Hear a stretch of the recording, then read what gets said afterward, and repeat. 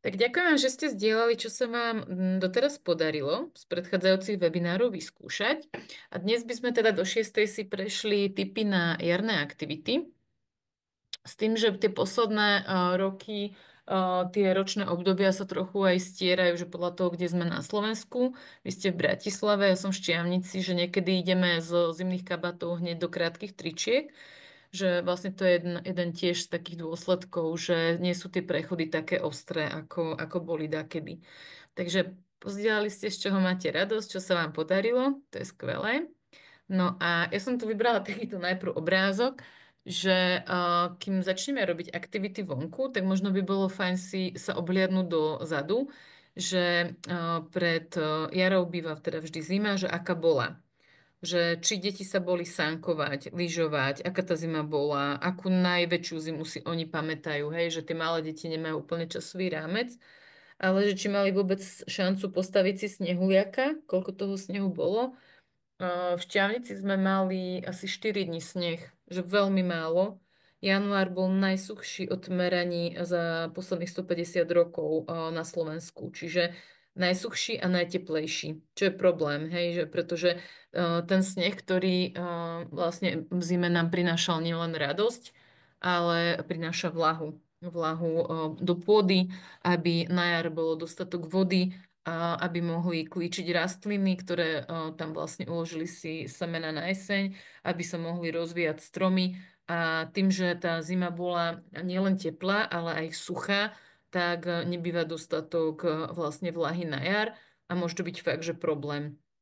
Druhá vec, ktorá je s tým spojená, že je mierna zima, tak je pravdepodobné, že bude tento rok veľa škodcov a hlodavcov. Snažíme sa teda v enviro výchove nepoužívať slovo škodca, lebo každý má svoju úlohu v prírode, ale že sa tam narúšajú nejaké prírodzené mechanizmy regulačné, takže je predpoklad, že bude teda veľa hlodavcov, pretože nevymrzli cez zimu, ale aj ďalšie vlastne dôsledky to bude mať. Takže pri tých starších deťoch môžete skúsiť pozrieť Slovenský hydrometeorologický ústav. Tam sú nielen predpovede počasia, ale aj aká tá zima bola. A môžete sa teda pohrať trošku s číslami alebo pobádať, koľko teda bolo snehu, kde ho bolo najviac na Slovensku. A môžete si porovnať aj dozadu roky. A taká aktivita teraz jarná je, že skúsiť si založiť taký mini denníček, môže mať akúkoľvek formu a počítať dní od prvého dažďa. Že napríklad v Čiavnici včera dopršalo, 2 dní tu pršalo, predtým mesiac a pol nič.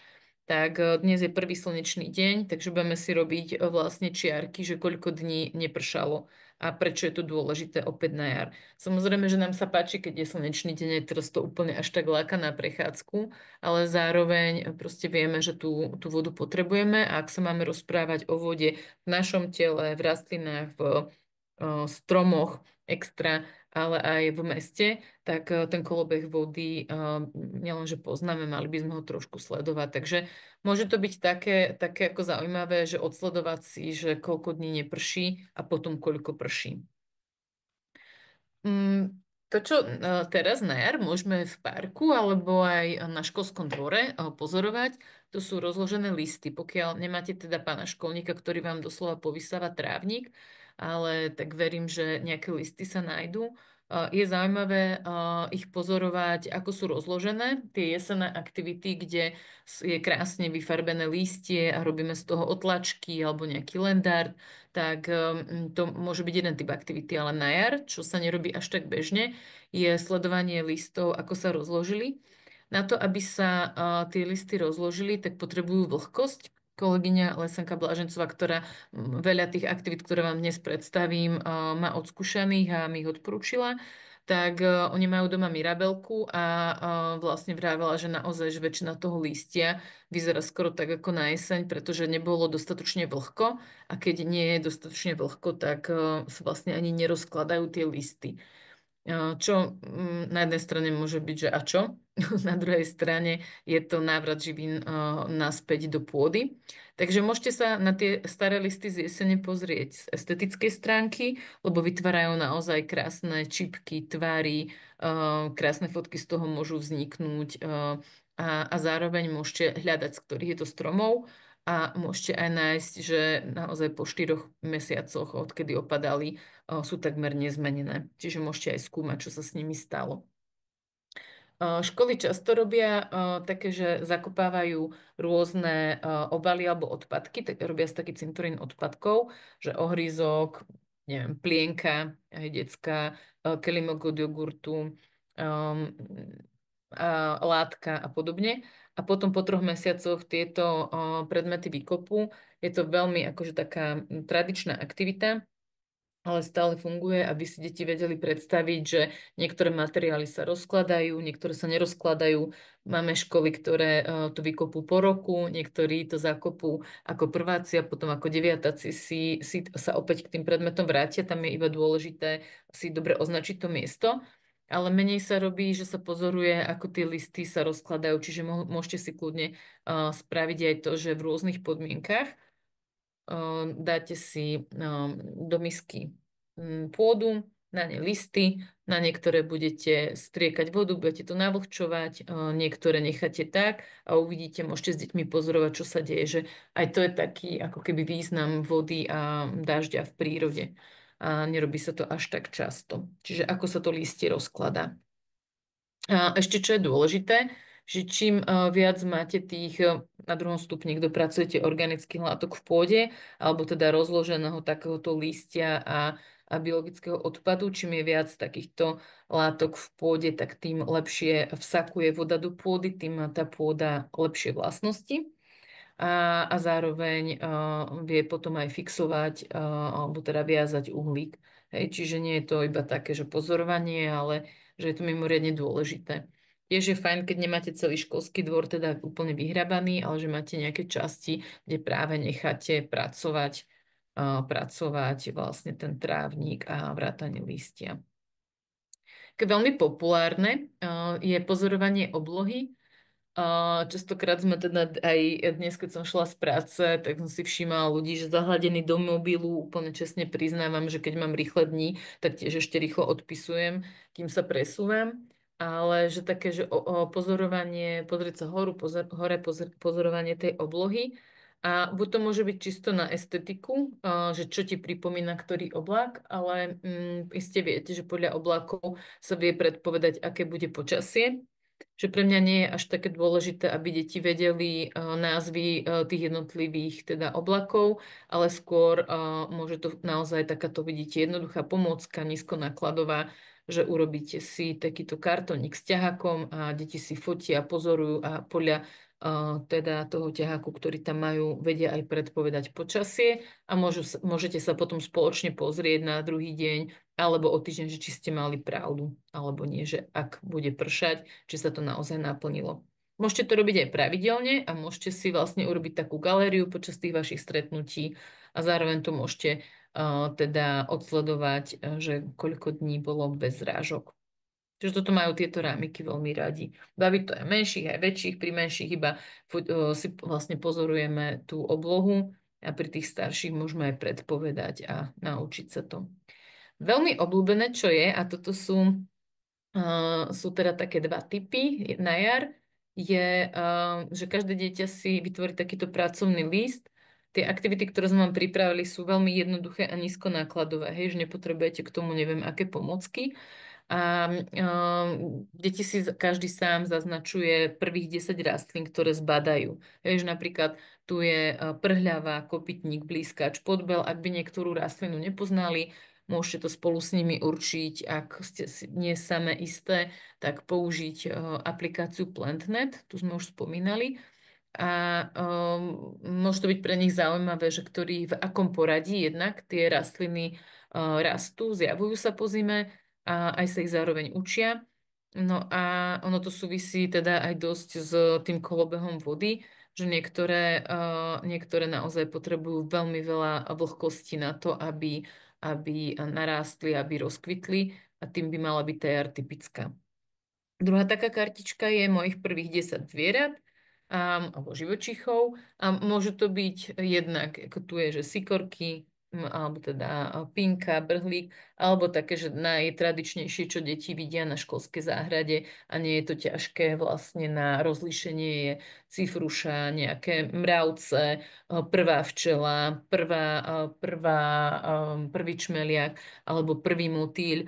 Čiže je to zamerané na také pozorovanie, na takú vnímavosť a zároveň sa tým učia aj názvy. A zasa ukazuje to, že v akom rozptyle tie zvieratá vyliezajú. Takže toto sú dva také typy. Niektorí to teda naozaj veľmi chytí. No a najlepšie pomocky sú tie, ktoré si vyrábame sami.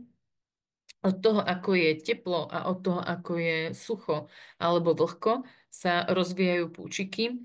Väčšinou detí učíme stromy podľa listov, čo je v poriadku, tie púčiky sú ťažšie, ale môže to byť pre nich zaujímavé, že si nacvakáte a zasa obyčajné kartoniky, nacvakáte si spolu s nimi konáriky a snažíte sa ich určiť.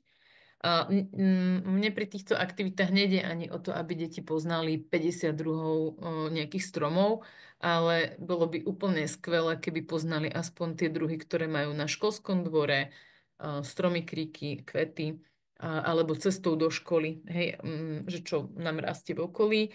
A netreba sa úplne trápiť, že vrbie veľmi veľa druhov, alebo proste javor nie každý viete odlíšiť, alebo aj tie duby sú niekedy neúplne, že iba zimný, letný, tak aspoň teda ten rodový názov a zasa ich to ako keby podnecuje k nejakej vnímavosti. To je pučikové pexeso. Keď robíte so škôlkármi, tak tie názvy nemusia byť až také dôležité, pri starších áno. A tuto vidíte vlastne deti, ktoré ako si robia pučikový atlas, lebo bežne sa robia herbáre, ale oni si teda vyrobili atlas, aby ich lepšie spoznávali.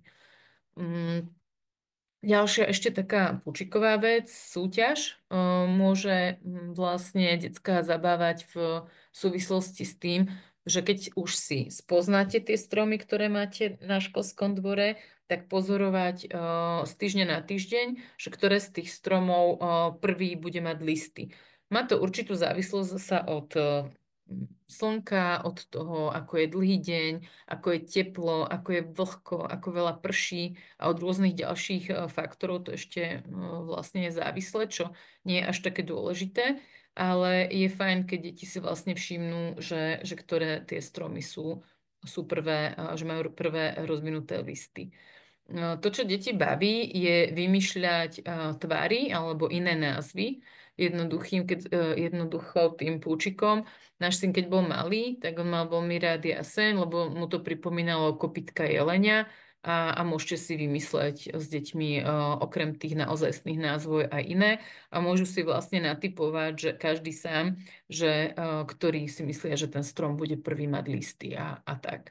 No a ono je to, ak máte ovocné stromy na školskom dvore, tak je dobré vlastne sledovať aj kedy kvitnú a potom vlastne si dať pozor aj na to, že kedy je mráz, hej, pretože tým, že je klimatická zmena, tak sa veľmi posúva obdobie kvitnutia stromov. Určite ste to zaznamenali, ak máte vlastnú záhradu, že niekedy, keď je veľmi teplý marec, tak potom rozkvitnú teda ovocné stromy a po mesiaci prídu mrazy. Stalo sa tak minulý rok pri marhuliach, 2 roky, 3 roky predtým pri orechoch, že vlastne nebola takmer žiadna úroda, lebo im to naozaj ošľahal mráz.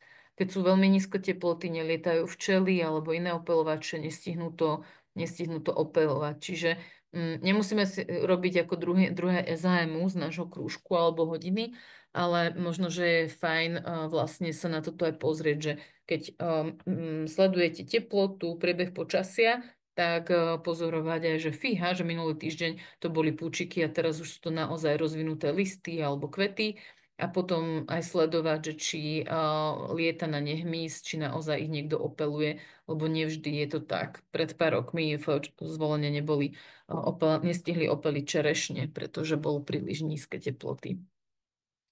Potom z takých bádavých vecí, a to sa dá potom prepojiť aj na nemčinu, že to je to teda v češtine, veľa tých príkladov je zo stránky Učíme sa venku, aj vám ju teda pošlem, tak ako zvyknem podklady, tak zasa jednoduchý papier, rámiky a môžete dať úlohu, nech hľadajú alebo popíšu nejaké vlastnosti, alebo čo ten strom robí. Mach a voda spolu súvisia, hej, že udržiavajú vlhkosť. Niekto možno pozná pokus, že namočíte rašeliník a odvážite, že koľko váži najprv suchý a potom, keď má v sebe vodu, že naozaj má to veľmi veľký význam. Niektorí ľudia odstraňujú mach z pozemku alebo zo stromov, že nie je to úplne dobré. Takže to sú ďalšie príklady. Tuto je to zamerané na trávu, je to zamerané na strom, môžete sa zamerať na vodu, že môžu deti hľadať vodu na školskom pozemku cez takéto rámiky a väčšinou tá voda, oni hľadajú viditeľnú vodu, čiže nejakú kalúž alebo nejakú nádobu, kde voda je zadržaná, ale je veľmi dôležité, aby vnímali, že tá voda je naozaj tak ako v ľudskom tele, tak aj na tom školskom dvore v rôznych častiach, aj v tej tráve, aj v tej pôde, aj v tom múriku, keď sa ten múrik stával, tak bola potrebná voda. A takisto aj v tých výrobkoch, ako ste spomínali, že máte virtuálnu vodu. Takže toto je už je na vás, ako si tam dáte, že v rámci ktorého rozvoja akých zručností to chcete rozvíjať, či to sú komunikačné, alebo kreativita, alebo ďalšie, tak môžete si vymyslieť vlastné zadania, že tie rámiky sú veľmi také populárne. No a medzi jarné výzvy môže patriť aj vyrobiť si pišťalku z vrby. Chcem sa spýtať, vie to niekto robiť z vás? Robili ste pišťalku? Máme rodovú rovnosť, že není to iba chlapčenské. A určite máte chlapcov v tých svojich skupinách alebo v triedách. Takže vyrobiť si pišťalku z vrby, to môže byť jedna výzva. Potom je ale teda dobré aj si dať nejaké pravidla používania, lebo ich potom teda úplne neutišíte. Potom môže byť taká pre gurmánov ochutnať sedmokrásku, šťavel, bukové listy, žihľava. To môže byť pekný pokus, že pokiaľ sú mladé listy, tak ona nepichá, takže môžu vyskúšať. A asi čo robia najčastejšie deti s rodičmi na jar, tak medvedí, cesnak a pesto. Čo je dôležité, že aby to neboli tie ochutnávky zo nejakých parkov alebo niekde, kde sa pohybujú psíky, pretože pokiaľ ste niekde v lese, tak je to iné, alebo proste tam, kde nechodí sa benčiť, takže že treba ten výber, ten bukový list treba je v tomto taký bezpečnejší. Keď sa rozvinie tráva, tak málo kto z detí, moja skúsenosť je, že vie pískať na steble trávy, a môžete sa spýtať, že ako to súvisí s vodou, no tak tá vrba úplne, že je to rastlina, ktorá rastie na brehu potokov alebo riečok. Niekto chodí hľadať hlavové vrby, za chvíľku bude Veľká noc, tak budú sa v niektorých rodinách pliesť korbáče opäť. No a tie rôzne, teda sedmikráska, šťavel, bukový list, žihlava, oni sú plné vlastne vody na jar, že úplne to tak ráši. No, čo môže byť výzva je prejsť sa v daždi. Už máme teraz takú tendenciu, že deti chrániť, aby hlavne keď prší, aby teda nešli von, a pritom pre nich je to veľká zábava. A zasa, čo sa dá urobiť v rámci jarnej výzvy, je vyčistiť studničku. Môžete časť tých vecí robiť s nimi, môžete časť tých vecí ich namotivovať, aby skúsili urobiť s rodičmi počas víkendu, lebo vám sa nevždy dá, keď máte ten obmedzený čas, výjsť niekde ďalej, ale že toto sú také jarné výzvy, cez ktoré sa dá vlastne vysvetliť viacero vecí zasa deťom. No a že keď tá envirovýchova sme sa bavili v predchádzajúcich webinároch, že by mala byť pestrá, mala byť zábavná, tak možno, že SQC mi krásky je zábavné, inak obsahuje veľa železa. Ale zase sú deti, ktoré sú teda na hudbu, tak tie môžeme uspokojiť výrobou tej píšťalky a máme deti, ktoré sú zasa viac estetické. Takže čo celkom zasa pekne funguje, sú tie kvietkové rámiky. Ja ich radšej používam, keď nešklbeme tie jednotlivé kvety, že iba položíme rámik, spočítame, koľko tam je kvetov, koľko tam je rastlín a zasa časť z nich môžu poznať a časť z nich nemusia. že nevždy ich potrebujeme umoriť názvami, môžeme skôr žasnúť nad tou rozmanitosťou, ktorá je, alebo aj nie, podľa toho, aký máte školský dvor. Toto vám pošlem, je taký zoznam jedlých kvetov a rastlín a zase zároveň môžete to spojiť s tým, že niektoré rastliny sú jedovaté. Doteraz na mnohých školských dvoroch sa nachádza tys, ktorý je jedovatý, takže vlastne tieto poznatky tak trochu strácame tým, že sa deti nepohybujú úplne vonku. Mm. No, čo môže byť zaujímavé, je urobiť takú mapu, jarnú mapu školského dvora, že nakresliť si vlastne pôdory školského dvora a zakreslovať si postupne, kde už tam niečo kvitne.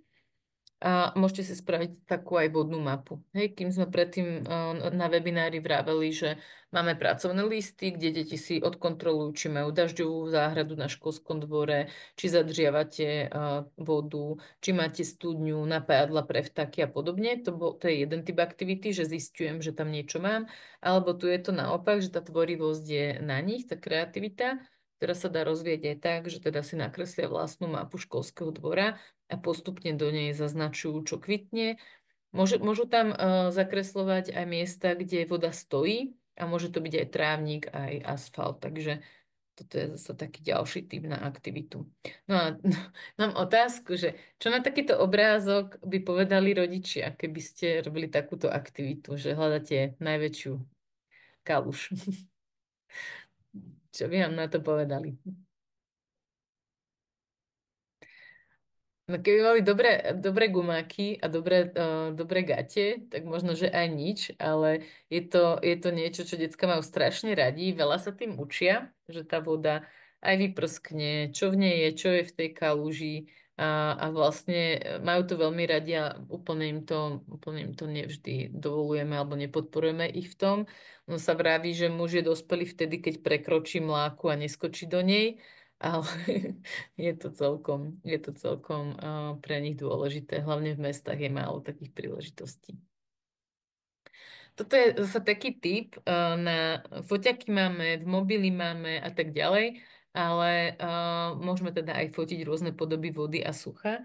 Ale toto som vybrala tiež z Učíme sa venku, z webovej stránky, kde je kopec inšpirácií a dá sa vlastne vyrobiť takýto akože foťák a zamerať sa tým foťákom buď na prejavy sucha na školskom dvore, čo kľudne môže byť už o mesiac, že máte presnuté machy, trávnik, alebo vlastne iba chcete si ukázať, kde tá voda treba steká, že je to zase trošku iné na pozorovanie. Mám s tým skúsenosť, že keď deti pozerajú cez niečo, cez teda tú rúrku, WC papier alebo akože takýto foťak alebo ďalekohľad, tak sa tak vedia lepšie zosústrediť, ako iba keď s nimi stojíte a poviete pozri sa tam, pozri sa tam. Hej, že na to zosústredenie je to také lepšie. No a teda vybrali sme aj niečo na jazyky, čiže tie rastliny, ktoré nájdeme, tak môžete sa učiť po nemecky alebo teda v inej reči, ako máte. A zase nie je cieľ, aby sme ich umorili, ale možno, že to môže byť také prirodzenejšie učenie slovíčok vonku. Na školskom dvore ich vieme naučiť mnoho slovíčok, ktoré súvisia s vodou, s teplom, so suchom, takže určite to môže byť aj takto využívané. Vľavo je taký teda prierez stromu. Žiaľ, jar je na Slovensku spojená s množstvom výrubov. Bola som teraz pred 2 týždňami na konferencii, kde kolega hovoril, že len v Banskobystrickom kraji bolo odstránených 6 000 ovocných stromov popri cestách, lebo už boli naozaj v zlom zdravotnom stave. Tie aleje sa dakedy vysadzali, teraz sa nám rozpadajú, na niektorých miestach sa vysadzajú nové a na niektorých ani nie a zase to súvisí aj s vodou v krajine. No a keď už teda sa vám stane, že vám niekto spíli stromy v okolí školy, tak môžete teda počítať letokruhy, že koľko rokov mal asi ten strom. A deti si to nevedia častokrát predstaviť, že ako obrovské množstvo to je. No a tu som vybrala, keď postupne začnú kvitnúť trávniky, tak toto je taká ukážka, čo sme spomínali, že na to, aby sme zadržali viac vody na školskom pozemku alebo v meste, že treba kosiť inak. A s tým kosením inak je dôležité aj informovať, že prečo sa kosí inak. Tak tu je vybraná vlastne ukážka, že ako pozorovať na maličkom trávniku rôzne fázy púpavy. Od toho, že začne kvitnúť, pučať, až po to, že teda dozreje a tie semienka, decka majú veľmi radi, to poznáte, ako fúkajú tie padáčiky, ale že toto mi príde také zaujímavé usporiadanie, uvedomenia si toho cyklu, vlastne aké rôzne podoby tá púpava má a čím všetkým musí prejsť. A keď je sucho, tak kvitne rýchlejšie, keď je teplo a sucho. A keď nie je, tak zase pomalšie, že to horšie potom. Že môžete si toto s nimi vyskúšať a vyskladať v jednom trávniku. Väčšinou to nie je iba, že naraz zakvitnuté, ale práve v jednom trávniku to môže byť rôzne fázy tej púpavy. Že to je také zase na, aby ste mali niečo aj na pokusy a pred chvíľočkou bola estetika. Keď sme sa bavili alebo teda keď hovorím o tých trávnikoch, o tých kosených, nekosených, ono sa môže stať, že máte ten trávnik veľmi jednoliatý, hej, že máte tam 2-3 druhy tráv a že aj keď ho nebudete kosiť tak intenzívne, ono to trvá niekoľko rokov, kým sa stane z neho rozmanitý trávnik. Niektoré školy si dosievajú, sa dajú kúpiť také, že lučné zmesy, aby tam mali aj zvončeky a všeličo. Takže môže sa vám stať, že nemáte takéto druhovo rozmanité. Videla som aj v Bratislave v niektorých častiach, že sú také dosiate trávniky, ktoré sú teda pre opeľovače veľmi atraktívne. A v takých potom môžeme pozorovať motýle. Zasa také pexeso, že pexesa celkom fungujú, tak aká husenica, tak potom aký je motýl. Hej, že niekedy potrebujeme mať aj bodliaky na školskom dvore alebo teda v trávniku, aby tam mohli byť motýle, pretože niektoré motýle potrebujú práve pre tie svoje húsenice takéto typy kvetov. Čiže dá sa pozorovať a dá sa spraviť zase také pexeso. Že niektoré tie húsenice sú strašne zaujímavé, pekných tvarov. Nemusí to byť vždy také príjemné pre deti, ak nie sú naučení, ale to zase závisí od nás, že ako im v podstate povieme, či to je, že wow, pozri, aká krásna húsenica, na čo sa premení, alebo či je to bráne, že som zažila aj pani učiteľky, ktoré ako nechceli, aby to deti chytali, že to je nejaký červík a tak, takže že myslím si, že aj v mestskom prostredí je dosť príležitosti pozorovať aj húsenice, aj motýle a môže to byť zase zaujímavé pre ne.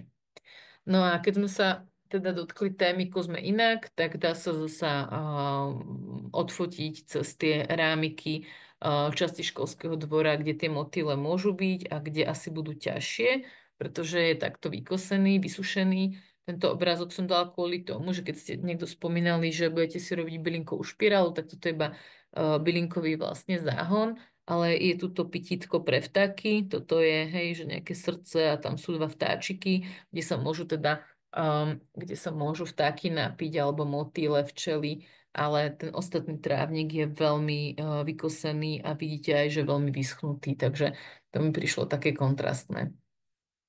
Ak budete robiť bylinkovú špirálu alebo budete sadiť bylinky, tak skúste zamlčovať, čiže dať tam vrstvu buď slamy, alebo že nekupujete takú tú farebnú kôru, ktorá sa niekedy používa tiež na mlčovanie, ale skôr použite buď slamu, alebo niekedy stačí tá pokosená tráva alebo vypletá, že poukladať na vrch a vlastne ono to zase zadržiava vodu. Nebude vám to tak presychať, nebudete musieť toľko pleť, lebo keď máte zamlčované, tak netreba tak veľa plieť. No, aby sme rozvíjali rôzne zmysly, tak aj na jar sa dajú na školskom dvore nazbierať rôzne konáriky. Z jesene tam určite máte nejaké plody, takže hmatové pexeso, hľadať rovnaké vlastne tvary a to môžu byť aktivity, ktoré v podstate vedia deti robiť kvázi aj bez vás.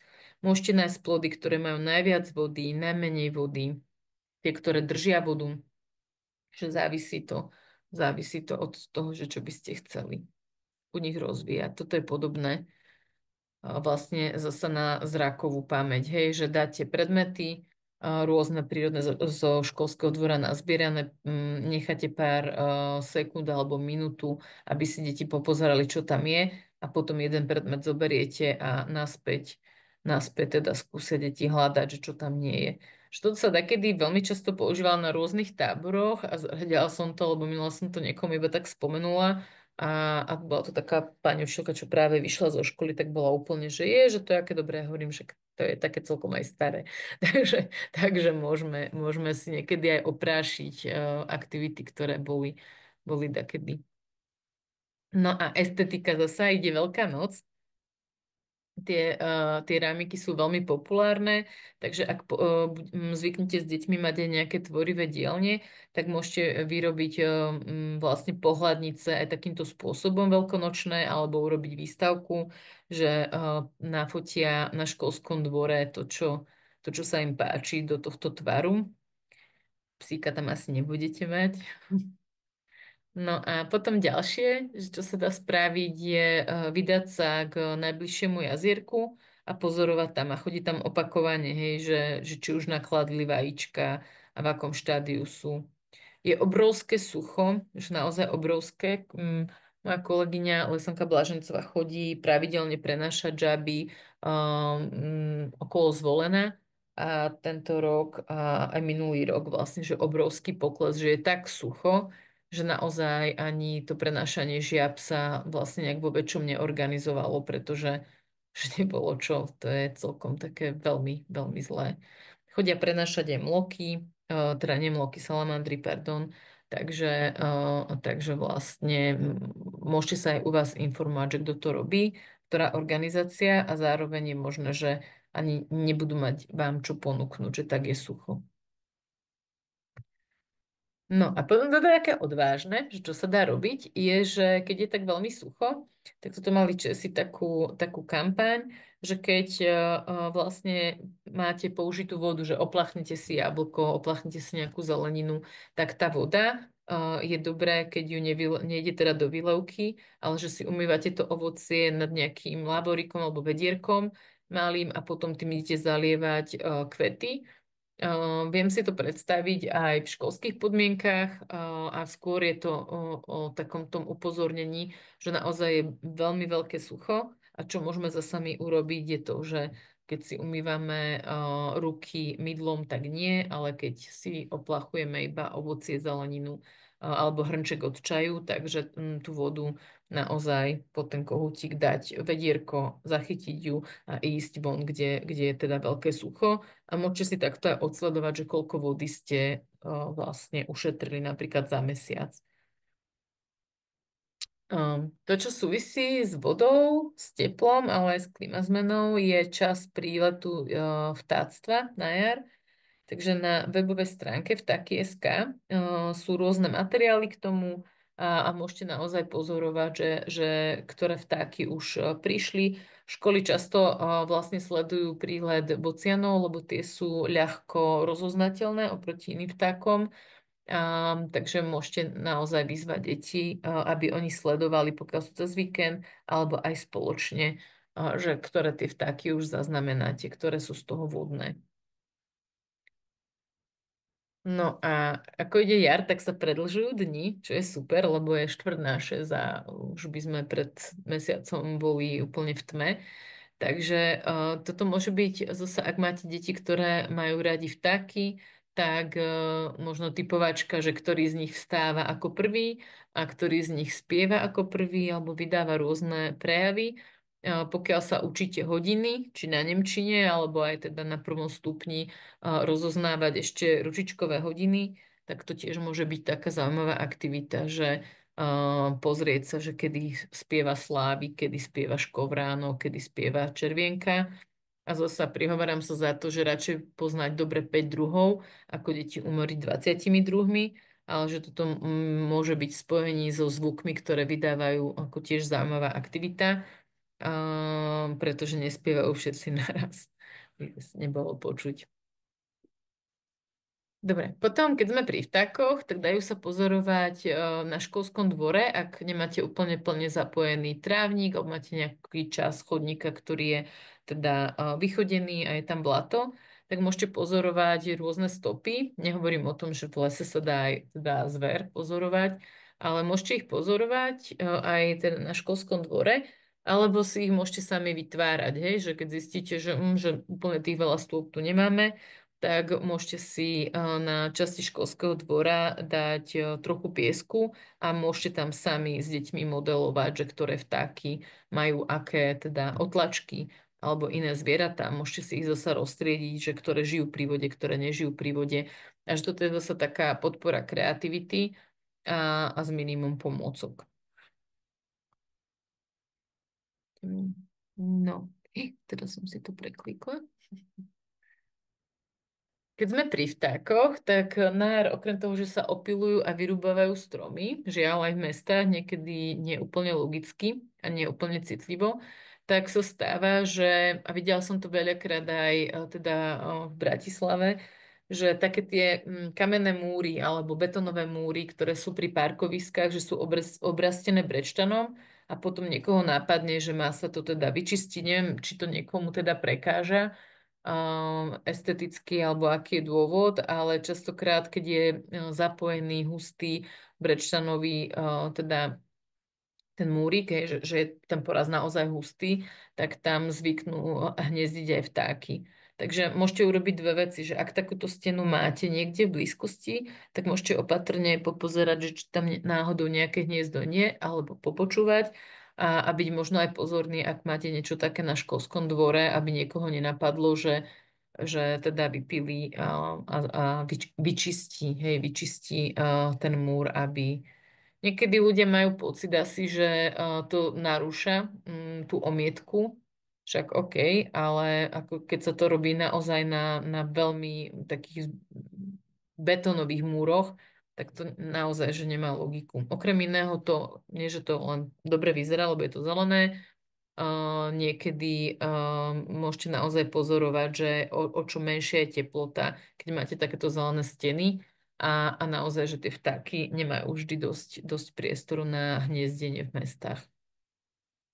No a aby sme teda, tých aktivít je strašne veľa a tak, jak som hovorila na tom webinári cezhraničnom, že učitelia častokrát pýtame aktivity, ale že potrebujeme vedieť, že prečo ich robíme, tak v týchto dvoch metodikách, Huravo škôlkari, je to metodika, ktorá sa dá použiť aj na prvom stupni, tak sú tam aj vodné aktivity, aj rôzne jarné. Je to napísaná príručka pani učiteľkami. A druhá príručka, ktorá je napísaná pani učiteľkami z Liptovského Mikuláša, je Zajko Živko, kde máte napríklad aktivitu, ako hľadať vrby, ktoré sú hlavové a prečo sú dôležité a ako vznikli a máte tam popis teda rôznych aktivít. Takže obidve tie príručky vám pošlem a dajú sa použiť aj pri starších deťoch.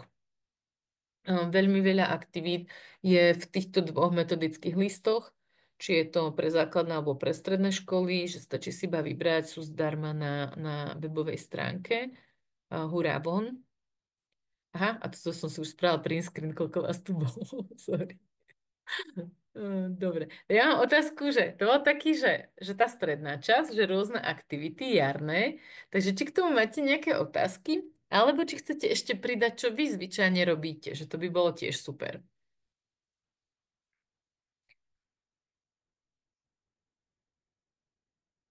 Že aké jarné, že ak máte otázky teda k tým aktivitkám, alebo že či vy robíte niečo na jar, čo by ste chceli pozdieľať s kolegyňami.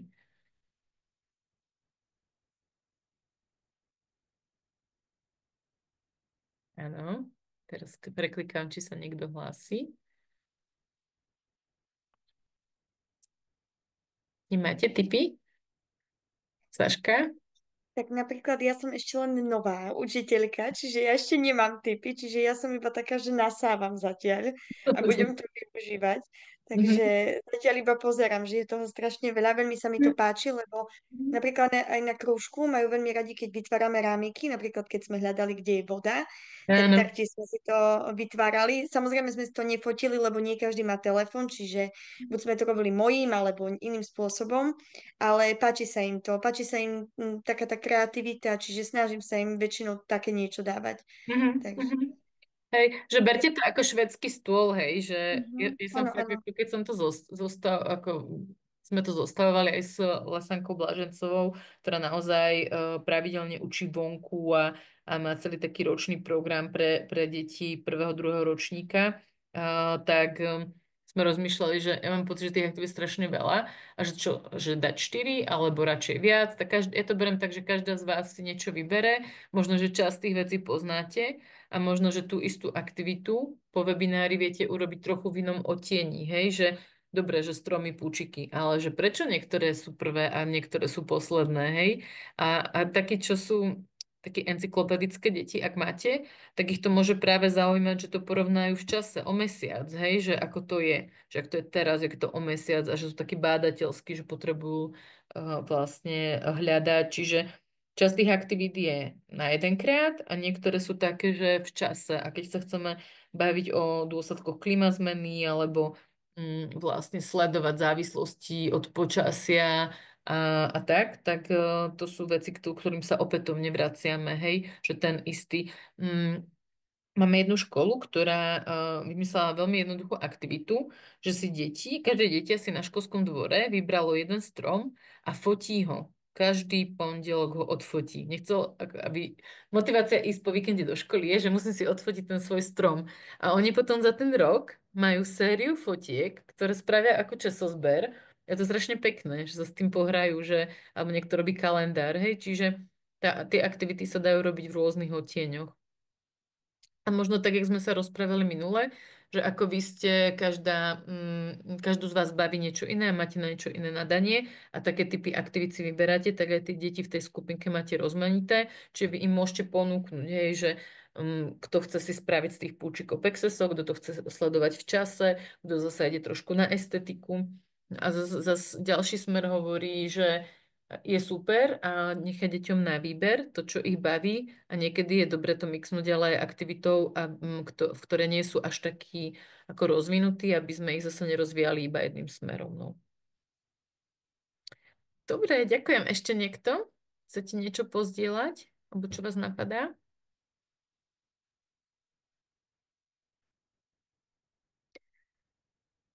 Dobre, tak časom sme dobre. Takže ja by som teraz išla do tej poslednej časti. Dajte mi sekundu, ja si to otvorím. A to je Deň Zeme. Respektíve predtým, než to otvorím, sa spýtam, že či už teraz chystáte nejaký Deň Zeme, ako to väčšinou u vás prebieha, alebo čo chystáte tento rok. A ja by som vám rada predstavila inšpiráciu z jednej základnej školy, ako oni to poňali posledné 2 roky a prečo sa to trebárs um, oplatí nad tým zamyslieť, či to neurobiť podobne. Tak robívate na vašich školách Deň Zeme? Ako to vyzerá? Ja neviem, ale aspoň čo som sa pýtala detí, tak si myslím, že sa až tak tej tematike nevenujú, ale už som nad tým rozmýšľala, že určite by som niečo chcela urobiť tým, že učím aj biológiu naozaj v podstate každý ročník, Mhm. takže by som chcela na to apelovať nejakým spôsobom, ale ešte neviem akým. Ešte som sa nad tým Mhm. úplne nezamýšľala, že Mhm. akým spôsobom by som to urobila. Mhm. Ale Ďakujem. chcela by som určite nejaký možno plagátik aj vytvoriť a aj takýmto spôsobom možno nejako na to apelovať, lebo deti majú radi takéto plagátiky, že oni si to vždy čítajú a pozerajú. No a Mhm. potom niečo také praktické, kreatívne, neviem ešte. Mhm. Dobre, tak to dúfam, že niečo načerpáte v tej poslednej časti. Ešte na vašich školách ďakujem za to, že teda sa tak hlásite. Že ešte na vašich školách, neviem, Romanka, Danka, alebo Ivica, alebo proste nech vás nevyvolávam.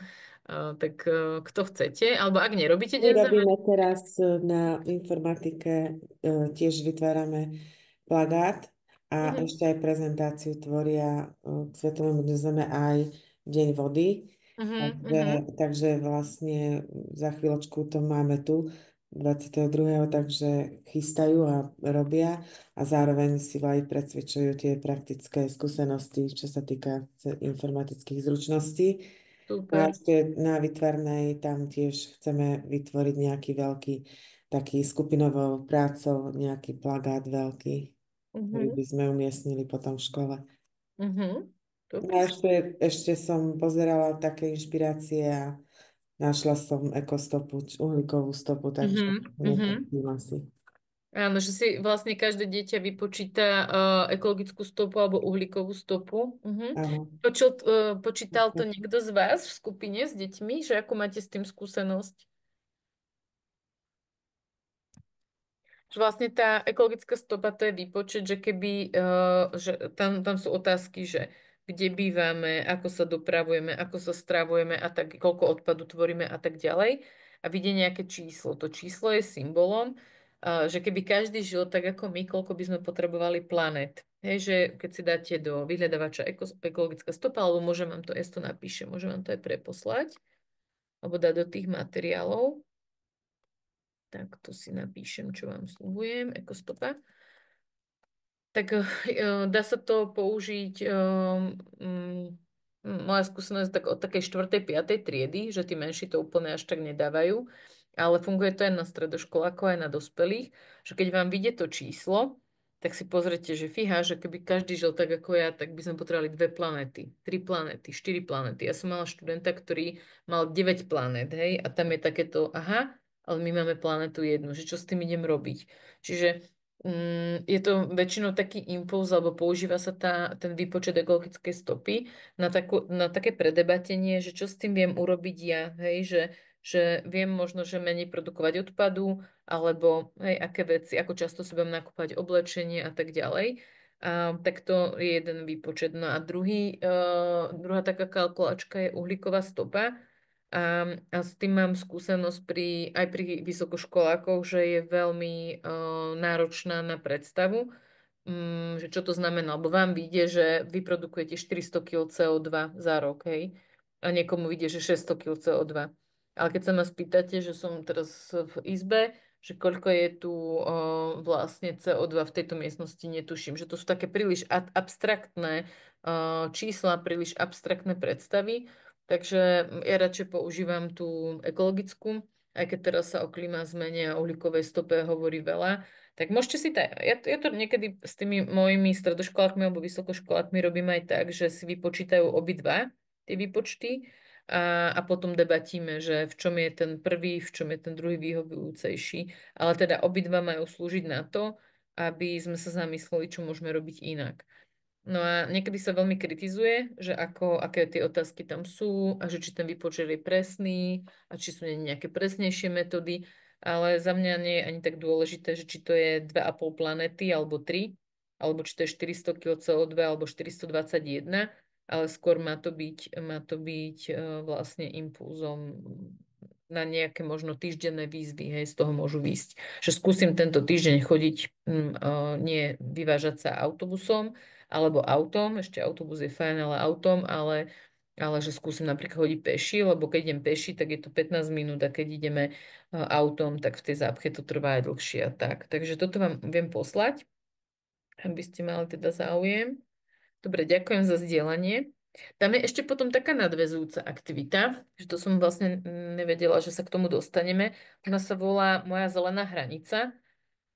A to je presne taký súbor otázok, že mm, ona je super, že máme vedomosti o tom, ako poškodzujeme životné prostredie alebo ako naň vplývame a vypočítame si ekologickú alebo uhlíkovú stopu a že čo môžeme robiť my, ale tá zmena toho správania nie je úplne ľahká.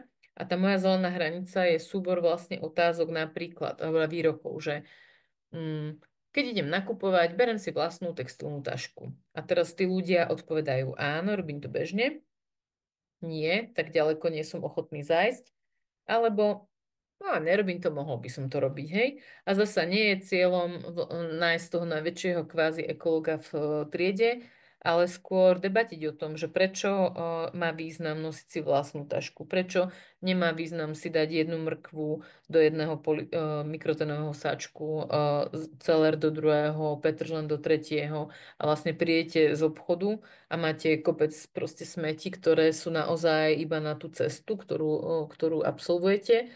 A je zaujímavé, že tieto veci sa v čase menia, že keď som túto aktivitu robila pred 20 rokmi s mojimi študentmi, a hoci to boli ekológovia, hej, študenti na fakulte ekológie, tak tam fakt jeden čas vznikla hádka v jednej skupine, že chalan tvrdil, že on to fakt nebude si nosiť vrecka do obchodu, lebo on nevie, čo kúpi a kde to on dá, tak kočka ho vyzvala, že proste tak ale si to vyskúšaš, však dáš si to do nohavíc, ideš pre rožky, tak hej, že taká naozaj, že debata. A čo bolo teda výsledkom tej debaty, že to si každý nastavuje sám. Že my nemôžeme to nikomu prikázať, môžeme inšpirovať, môžeme o tom rozprávať, aký to má význam. Takže aj toto si môžem napísať, že si spravíme moja zelená hranica. Keď som to robila viacero rokov po sebe so svojimi študentami, tak si predstavte, že najviac bolo odpovedí, že ešte to nerobím, ale chcel by som to robiť.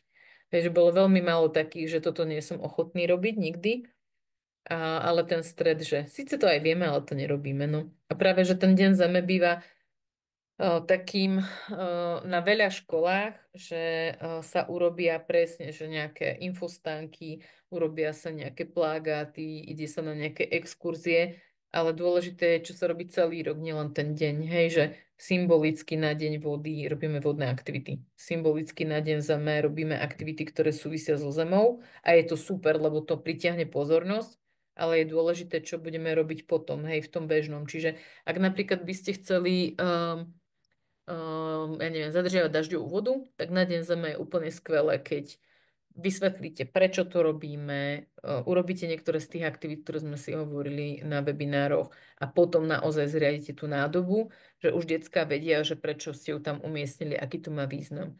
Čiže, ak sa vraví v našich kruhoch, že každý deň by mal byť deň zeme, nie iba deň zeme. Hej, že to má taký symbolický význam. A teda začal sa oslavovať v 70. rokoch, ako bolo to také celosvetové hnutie tiež. No. Dobre, ďakujem, Anglika, že ste to spomenuli, tieto dva teda výpočty. Dá sa vypočítať aj uhlíková stopa organizácie, alebo teda aj ekologická stopa školy a tiež to môže byť na takú debatu. No. Dobre, super. Tak ešte chcete niekto zdieľať, kým prejdeme k tej inšpirácii na Deň Zeme? No dobre, tak poďme na to.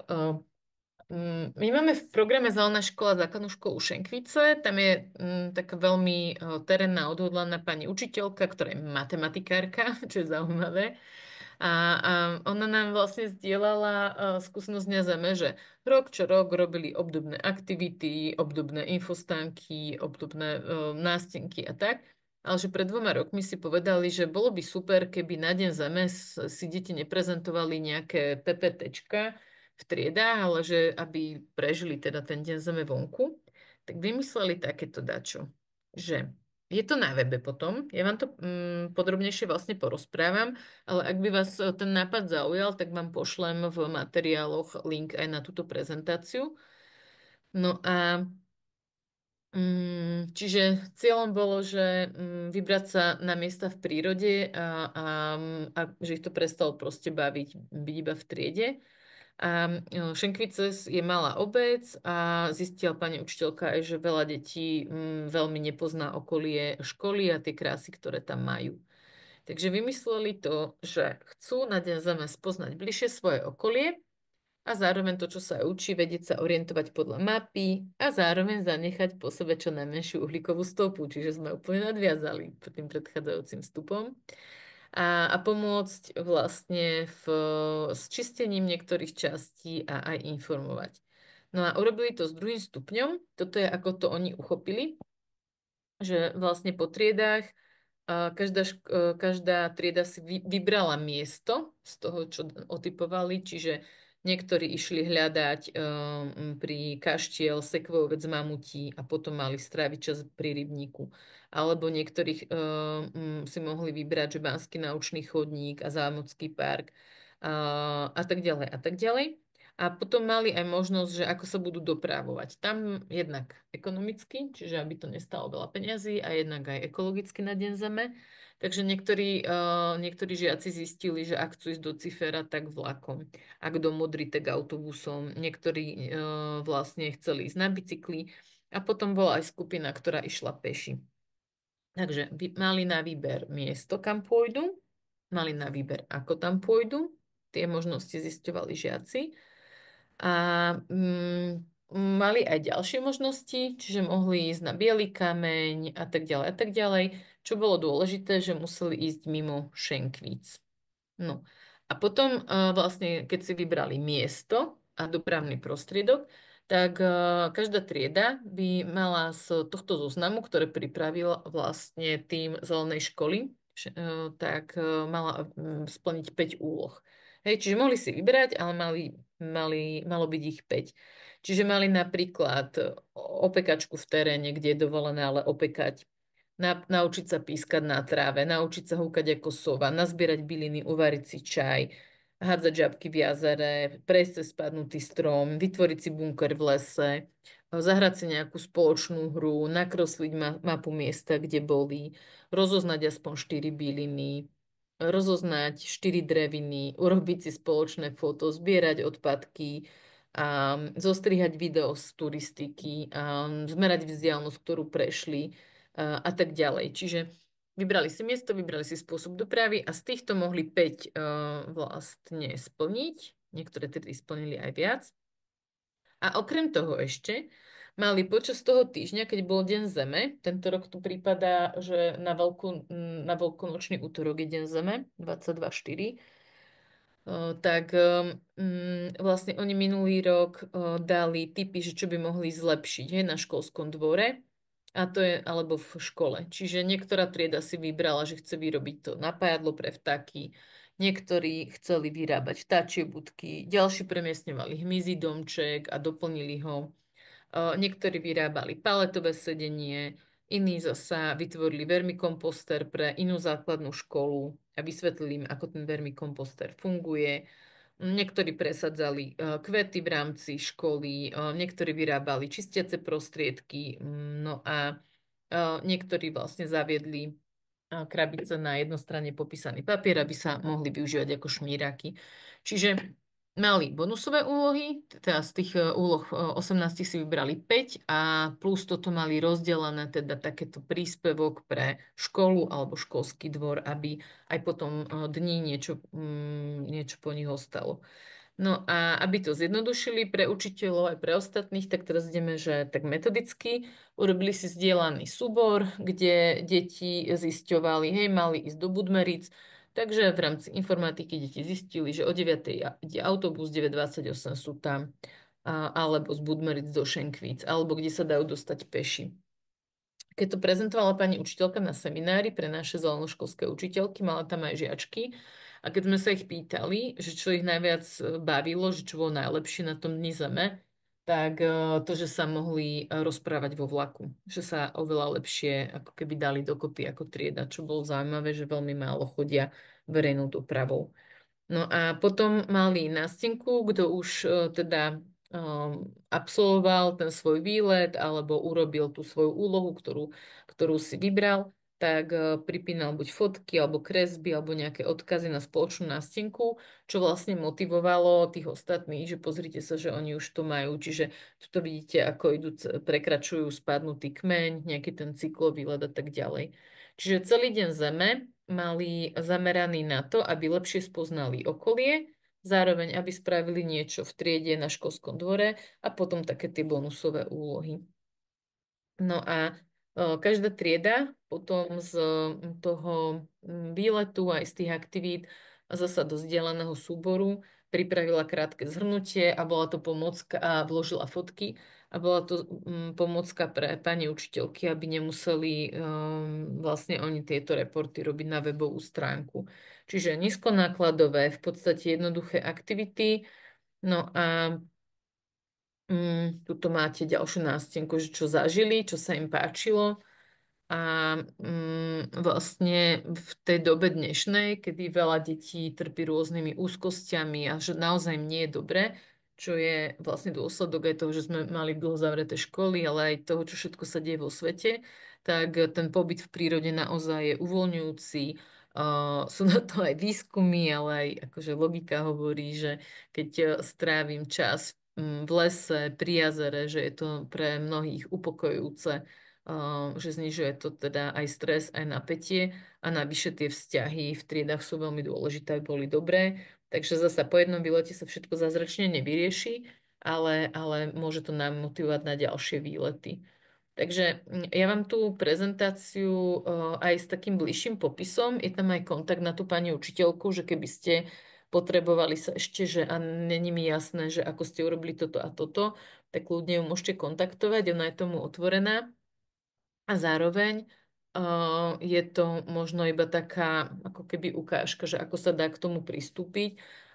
Toto je, že pre celý druhý stupeň, vy máte teraz svoje triedy, svoje krúžky, môžete si z toho dať čo vybrať a možno ak to plánujete aj v rámci školy, že už ste mali debatu v zborovni, že o mesiac idem zame, že čo ideme robiť, tak môže to byť tiež jedna z takých inšpirácií. Ona to vlastne spracovala do podoby takého podrobnejšieho návodu a ten vám tiež premietnem.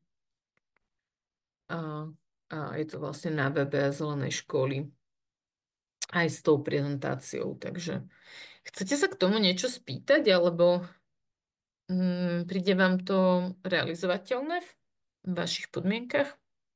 Niečo podobné?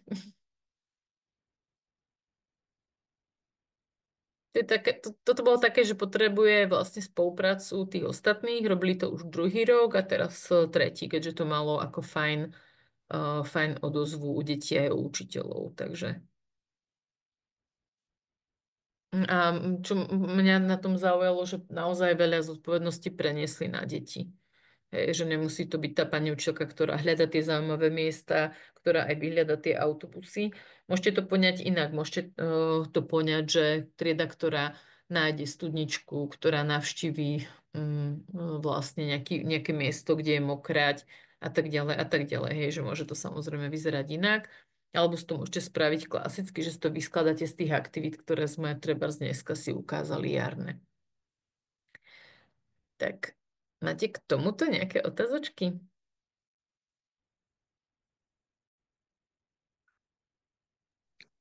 No mňa to zaujalo veľmi. Neviem si to ešte úprimne predstaviť u nás, to by som sa musela porozprávať aj s koleginkami, že či by to bolo zrealizovateľné, ale tak je nás tam viacero, ktoré by sme podľa mňa možno do toho išli, ako je tu moja kolegynka, ktorá je tiež pripojená.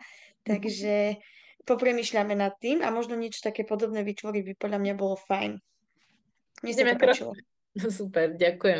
Že ideme krok po kroku a zase je to ďalší tanier na tom švédskom stole, hej. Mhm, mhm. Toto je niečo, čo ste není závislí od ostatných ľudí. Že dnes som mala práve takú konzultáciu s mestom Turčianske Teplice a samozrejme oni by chceli, aby vlastne na Deň Zeme sa tiež v meste niečo dialo, že majú 900 detí a snažia sa vlastne pozvať odborníkov z rôznych oblastí, aby im prišli lektorovať, lebo zase jasné, že kto vie viac deťom povedať o vidre ako ten, čo to skúma, hej, alebo čo naozaj má priamu skúsenosť. A navyše deti, keď tam príde niekto nový, tak častokrát je tam taká tá motivácia, že fíha, že kto to je, čo nám bude hovoriť. Ale že práve teraz od toho dňa vody až do konca mája býva veľmi náročné zohnať nejakých lektorov, nejakých hostí, ktorí by k vám prišli, lebo všetci robia Deň Zeme a všetci chcú si práve v tom čase niekoho pozvať. Hej. Čiže preto mňa aj napríklad na takomto dni Zeme zaujala taká tá samonosnosť, že nie sú úplne závislí od toho, či niekto bude mať čas. Ak nájdete takých ľudí, že vás na Deň Zeme zoberú proste do terénu a či je to ornitológ alebo niekto ďalší, nejaký iný odborník, tak je to tiež super pozývať si hostí. A vy máte teda výhodu, že ste v Bratislave, že tam tých organizácií, ktoré sa zaoberajú prírodou, ochranou životného prostredia alebo výskumom je veľmi veľa. No. Dobre, tak Ja by som asi zastavila nahrávanie teraz.